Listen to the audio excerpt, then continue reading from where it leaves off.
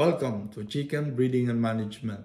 Shoutout sa inyo, Sir Jude Aligana, Sir Elmer Conda, at sa Genesis Game Fowls sa pagbigay ng feedback tungkol sa half-sieve mating. Minsan ay present ko ang outcrossing.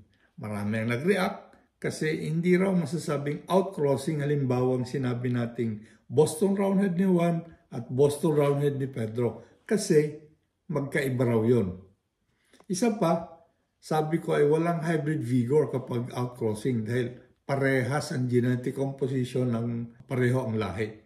May mga nag-react at ang sabi ay kapag binintain over a long period of time at ipinari sa ibang manok na minintain din ganon, may hybrid vigor.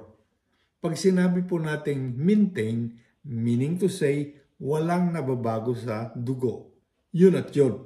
Kapag ganito, wala tayong maasahang hybrid vigor.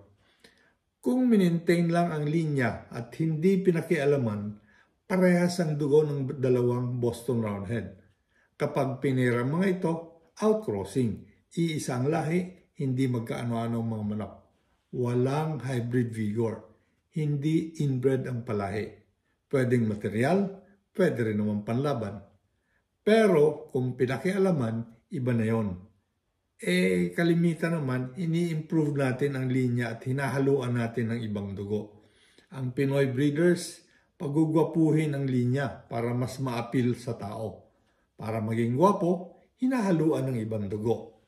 Kapag pinagpares natin ang dalawang version na ito ng Boston Roundhead, hindi outcrossing ito dahil magkaiba ang kanilang dugo. Mas appropriate pang tawagin itong strain crossing dahil ito ang concept natin ng strain. Bale, strain ni Juan at strain ni Pedro. Magkaiba sila kahit parehong sinasabing Boston Roundhead.